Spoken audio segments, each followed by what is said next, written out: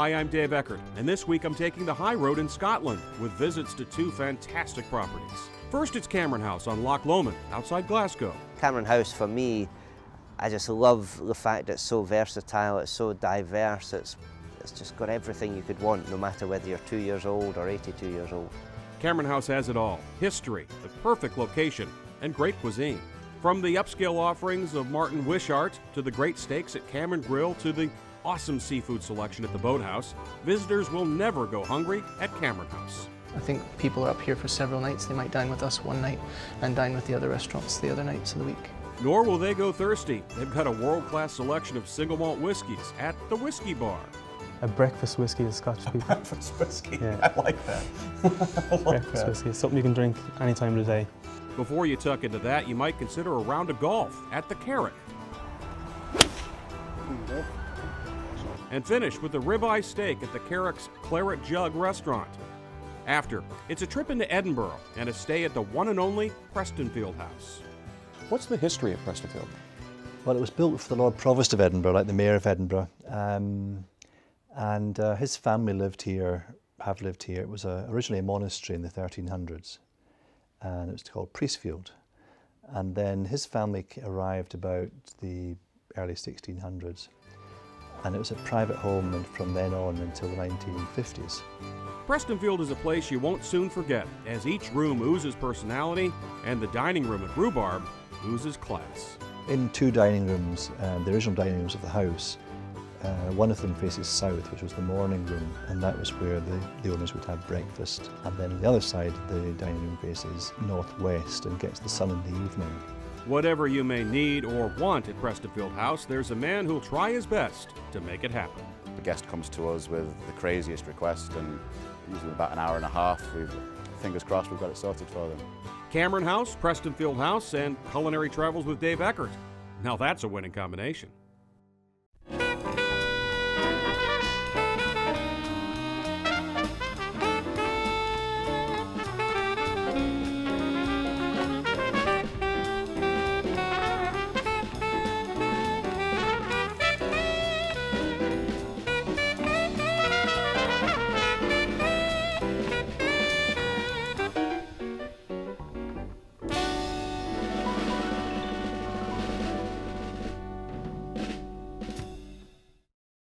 One of the questions I get asked all the time is, what's your favorite destination? It's a question I really can't answer. After all, how can you compare Tuscany to Australia or Hong Kong to Santiago? What I can say definitively, though, is that I love coming to Scotland. It's undeniably beautiful. The people are among the friendliest in the world. The single malt Scotch whiskies are not to be missed. And the cuisine, long ridiculed, is really good. Add in the fact that Scotland offers some of the finest places to stay on the planet, and you've got an absolutely stunning vacation spot, or in my case, show. I'm concentrating on the accommodations on this program, two members of a collection of properties called Connoiseurs Scotland. First stop, the remarkable Cameron House, located right on the banks of Loch Lomond. Cameron House dates back to 1200. Yes, I said 1200. It was a private house, so what you see was a private house under the Smollett family. And in 1200 they had a really bad fire, and then it was sort of restored to its glory in the 1600s. And the family still continued to live here. And then in about 1950s, it just gone generation to generation, 1950s, the family hit some financial troubles, and they converted the house, and they tried to make an attraction. So all this land became a bear park, and they got bears in, and it physically became somewhere you came to see grizzly bears. Sadly, that didn't work, and it had to sell up, and it became a hotel. That happened in the late 1950s, and at that time, Cameron House consisted solely of the main house. Over the last 15 years or so, the property has been expanded considerably. We've got 110 acres down in the main estate. Literally from the front door, you could throw a stone into Loch Lomond. And the history of it is the Lennox and the Cahoon family own, and still do, the Cahoon family own pretty much as far as you can see. So Loch Lomond and Cameron House sit in part of a national park. It's Luss Estates. So Loch Lomond will remain as beautiful as it is now for as long as we're all here, for sure. They also like to have a bit of fun at Cameron House. There are the animal heads hanging throughout the main house, all made of papier-mâché. The bear with the trout was one of my personal favorites. But whether you're talking about imitation nature inside or the real thing outside, Cameron House has it all. I think the beauty of it is you're 20 minutes from Glasgow Airport, but you're a world away from anywhere. You know, it really is a feeling of total relaxation. And on a day like today, the sun's just coming out, it's just stunning. It's just absolutely beautiful. How about the golf course? Golf course is really taking shape this year, we're delighted. A brand new build, 3 years old, but it really, the guys are scientists, you know, the greenkeepers, we don't just cut grass, it's a science, it's an art. It's called the Carrick course. It was designed by a Canadian, Doug Carrick, but the name Carrick's also very Scottish. So we decided to do a designer justice and call it the Carrick Golf Course. PGA Championship, 18-hole golf course, fantastic. I can personally vouch for that. The Carrick course is terrific, especially its signature hole, the 14th. A 175-yard par 3 where you hit down a dramatic drop to a green with Loch Lomond looming in the background. After a round of golf, you're sure to work up a bit of a thirst, so how about quenching that with one of Scotland's most prized possessions, single malt scotch? At Cameron House, you can try 270 single malts at the whiskey bar. Single malt means a single malt, A single literally, malt. and that is barley. Yeah.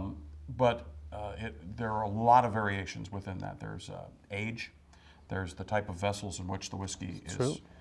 Is The type of still it's type of still. distilled in. As you said, the vessel, the cask, if it's oak, sherry, any type of cask you can find, bourbon casks. What else would be different? Every distillery has a unique distilling process, so that's why every whiskey comes out tasting differently. It's same process, but it's just a little bit different in every distillery.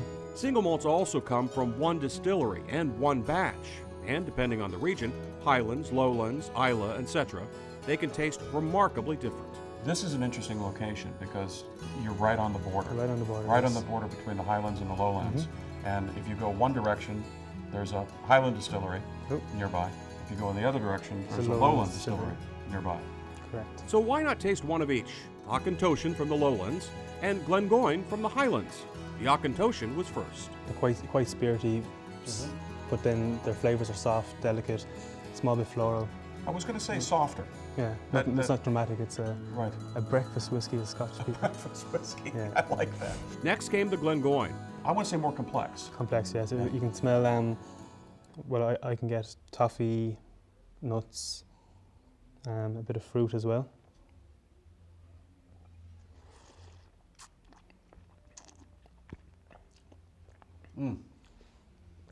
A little bit fuller in the mouth too. Yeah. And Longer finish. longer finish. The further you go up in the Highlands, the more complex they get. The more character they have. Again, once you get further down, you're coming towards the Lowlands, so it gets softer and softer on the way down. Highlands or Lowlands, with 270 choices, there'll be no trouble finding something to suit your palate. From single malts, let's turn our attention to some of the other beverage and food options at the Cameron House. You have numerous choices, but you'll most certainly have a meal or two at the Cameron Grill, a large space with an open kitchen affording diners casual elegance and a bit of whimsy. Check out the Scottish version of the Last Supper, which serves as the room's backdrop. As for the cuisine, they're known for their steaks at Cameron Grill. This char-grilled ribeye with a mushroom, onion ring, and cherry tomatoes was a hit, as was the roast rack of lamb, served with a red pepper puree and a lemon thyme potato cake. And as for dessert, well, I'd recommend tucking into Bruce's strawberry mousse anytime. Served with a champagne sorbet and white chocolate, this offering managed to be light and decadent. If you're up for a little hike, you can always come to the Boathouse. Housed in a private marina, just a short walk from the main house, the Boathouse is appropriately so known for its seafood selections. They prepared a char-grilled sea bass for the camera. Sea bass was served with chorizo, potatoes, and an aged balsamic vinaigrette. If you've got a table that's into sharing, you could opt for the bucket of shrimp or the fleur de mer with clams, oysters, shrimp, greenlip mussels, and crab. My only disappointment was at 10 a.m. when we filmed this, it wasn't quite time for lunch. And since we're out and about, how about another stop at the Carrick Golf Course and its restaurant, the Claret Jug? Offering a casual pub-like atmosphere, the Claret Jug is the perfect spot to prepare for your round of golf or unwind afterwards. You'll find really good food and plenty of it here. Check out the ribeye with mushrooms, tomatoes, watercress, and a generous helping of chips. Or how about a pâté of sweet cured pork with beetroot relish, microgreens, and sourdough bread. If you've got any room left, don't miss dessert, which in this case consisted of whiskey ice cream with raspberries and a honey oatmeal cake. Now, I've managed to save the best for last at Cameron House. This is Martin Wishart Loch Lomond, the property's fine dining establishment, and the second restaurant outlet for famed Edinburgh chef Martin Wishart. He actually, when he was a young lad, worked in this very kitchen with Jeff Bland, another Michelin star chef from Edinburgh, who's now the executive chef of the Balmoral in Edinburgh. He had come here and then at some point gone off to work in London at Le Gavroche for Michel Roux, or Albert Roux. I think everything went well there. He did a bit of traveling and years later ended up being the head chef for Marco Pure White when he was at one of his main restaurants in London. That went well, obviously came back to Edinburgh, opened up Hadrian's Brasserie at the Balmoral, and then when the opportunity arose, he took the little restaurant in Leith, and that was 10 years ago, and he had a lot of success with it. Well, was the first person to win a Michelin star in Edinburgh. Now Wishart has 2 restaurants, a cookbook, and a growing following. As for his cuisine, they do things the old-fashioned way, buying locally, keeping everything in season, and butchering and aging their own products. Boyle's featured one of the aforementioned local products for the camera, duck. We start to sear the bird on all sides, starting on each breast. Once it's nice and brown and some of the fat has been rendered out, the bird goes into the oven for 15 minutes. It'll come out medium rare? Yes. What we'll do is we'll rest it for another 10 minutes after it comes out of the oven. After the duck comes out, Boyles carves it up, then puts the breast under the salamander to further crisp up the skin before seasoning, slicing, and finally plating the bird. This is the finished dish, sliced Barbary duck breast in a duck jus, served with confit potatoes, atop a mixture of spinach and haricot vert. As for the space, Martin Wishart Loch Lomond is modern but warm and accessible. And in an age that's increasingly emphasizing casual fare, Martin Wishart is fine dining all the way. I think we're offering something else, something of a bit higher quality that you might get in the city. So I think what we're trying to do here is coexist. We're offering, we're not asking for a big share of the resort. It's only 38 covers to fill, and I think people respond very well to that. I think people are up here for several nights. They might dine with us one night and dine with the other restaurants the other nights of the week. Martin Wishart Loch Lomond, sign me up. An amazing location, first-class amenities, and world-class cuisine. That's Cameron House on Loch Lomond.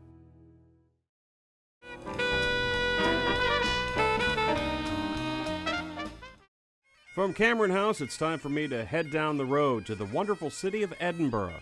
From Edinburgh Castle at the top of the hill to all of the ambience of the Royal Mile as you make your way down from the old city to the new, Edinburgh is a place you will definitely want to visit during any visit to Scotland.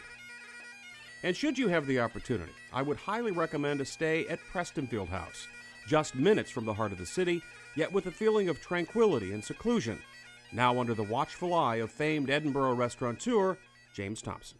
Well, I worked here when I was a student. Oh, I didn't know that. I was 17 years old. So, and I always kind of loved the house and the setting. And I always say to Americans, like being in the middle of Central Park in New York, because you're right in the heart of, you're not far from the city, you're only 5 minutes in a cab. But you're actually, you could be in the countryside, you could be in Perthshire, and it's just a nice oasis in the centre of town. What's the history of Prestonfield? Well, it was built for the Lord Provost of Edinburgh, like the Mayor of Edinburgh, and his family have lived here. It was originally a monastery in the 1300s, and it was called Prestonfield. And then his family arrived about the early 1600s. And it was a private home, and from then on until the 1950s, when the last member of the family lived here. It was getting quite old, and it was a bit too big for one person. And she was doing a few friends' weddings, and had opened a restaurant in the house and things, but she then decided to kind of retire to Spain in the warmer weather. And she passed it on to a friend who was a merchant banker, and his family ran it for a number of years. And then they approached me and asked if I'd take it on, and they realised that it had to kind of change because it was a lovely old grand dam, but needed a bit of more polish and tender love and care and a bit of investment. If there's one thing Prestonfield House isn't, it's understated. Thompson's made sure of that. From the moment you enter to the moment you rest your head on the pillows of your bed, Prestonfield House makes a statement. Well, I wanted it to become a destination in its own right, so people would actually come to Edinburgh, would actually come to Prestonfield and then come to Edinburgh, so they'd actually want to come here in its own right and not just be another hotel that was just convenient when they were coming to Edinburgh. I asked Thompson to take us through the various rooms. Well, the Italian room was the original dining room of the house before the Georgian extensions. And the Italian room was actually where Boswell and Johnson dined. The family who owned the house, the Dicks, went to Italy. And when they came back, they commissioned a local artist to paint the walls of the Grand Tour of Italy. So you have all the wonderful story of ancient Rome and history of Italy on the walls. The whisky bar has wonderful antler furniture, which I actually found in a flea market in Paris and shipped over. Because again, it was traditional in parts of Scotland to use bones for furniture in its time. It was also before the smoking ban in Scotland, and it was a lovely room for gentlemen to sort of retire to and have a cigar and whisky, and it was kind of tucked away and it's got a great atmosphere at night. Well, the tapestry room again was designed to impress. It was the main entertaining room of the house. The Dutch artists had a wonderful plaster ceiling, which again has things like the phoenix rising from the ashes. It tells a story of the house and the Scotland in that period. The leather room, the Italian leather was all handcrafted, and after the fire they brought this leather from their house in the Royal Mile, so it predates 1680. And then they put it up in the leather room, created a leather room, which is probably one of the finest examples outside a museum in Scotland. Lastly, there's the wonderful restaurant, Rhubarb. In two dining rooms, the original dining rooms of the house, one of them faces south, which was the morning room when this was a private house, and that was where the owners would have breakfast. And then on the other side, the dining room faces sort of northwest and gets the sun in the evening. So that was the dining room. But they're both identical sizes, they're a mirror image of each other. In one dining room there's a portrait of Charles II, which was gifted by the King at the time to Sir James Dick. And the other side are all portraits of the family. In addition to the main house, which dates back to 1689, after the original home was burned down by angry Edinburgh University students in the 14th century, there's another building separated by a walkway. They house nightly dinners and shows there, and it's often utilized for weddings. Now, should you want for anything at Prestonfield House, and I find that highly unlikely, they're eagerly waiting to correct the situation. Head concierge Ben Warren says that's his job, and he's proud of it. Give me an example of something that was just out of left field. I think the one thing that everyone talks about that just completely flattened everyone was a South African lady who was sitting in the restaurant, which is just behind you, looking out up to Arthur's seat and said, "I want to ride a white horse on there today." So everyone was just like, we'll see what we can do. And within a couple of hours, we called the park up, called the palace. Can we do this? No problem at all. Called the stables, arranged it all. This is how much it's going to be. You'll need an instructor to go with you for safety. All sorted out. The insurance was the worst thing because no one knew who this lady was. So sorting that out was a bit of a nightmare. But about 1 o'clock that afternoon, she was cantering down the drive, and next thing we knew, she's at the top of there on a horse waving to us, and fantastic. Arthur's Seat, by the way, is the name of the hill behind Prestonfield House. You know, I wouldn't mind riding a horse up there, and I just bet Warren could make it happen. That's where I would say 90% of the satisfaction from this job comes from, is that personal level. When someone comes to you and says, you have made a holiday. A guest a while ago said, "You've brought Scotland to life for me," which as an Englishman was a particular compliment. But, yes, exactly. Exactly. I mentioned earlier that although it's just a matter of minutes from Old Town Edinburgh, Prestonfield House feels as though it's in the middle of the country. The space around the house helps with that. The grounds are large and immaculately landscaped with flowers everywhere. On one side of the house is a garden featuring, among many other items, rhubarb. which was first commercially grown on this property. So James Dick brought it back when he visited China, but he brought rhubarb seeds with him. So he planted the first rhubarb for his own use and the use of his friends. We still actually have the same rhubarb growing here today that was planted 300 years ago. With that story as the backdrop, it's not surprising Prestonfield House's fine dining restaurant is named Rhubarb. The restaurant relies on local ingredients from both the land and the sea, and it's quite renowned. They served up 3 dishes for the camera: diver scallops with Iberico de Bolota, quince, and macadamia nuts, a fillet of grass-finished veal, milk-soaked calf's liver, garden peas, sweetbreads, and shallot croquettes. And for dessert, rhubarb. Specifically, a rhubarb sorbet baked Alaska with candied ginger rice pudding and a rhubarb custard slice. Prestonfield House and Rhubarb Restaurant, a powerful combination. I've tried to make it the sort of place that I would like to live in if I visited Edinburgh. Certainly not cookie cutter. No. You could never call Prestonfield, oh, that's just a copy of XYZ. No. It is its We are own. perhaps a bit eccentric, but there's nothing wrong with that, I don't think. I don't think so either. Thank you very much. Thank you. And on that note, it's time for me to end my visit to Scotland and this week's show. As always, as I say goodbye for another week, no matter where you go or what you eat or drink, may your dining experiences be great and your travels safe. Hope to catch you again very soon on the Culinary Travels Trail. See you next week.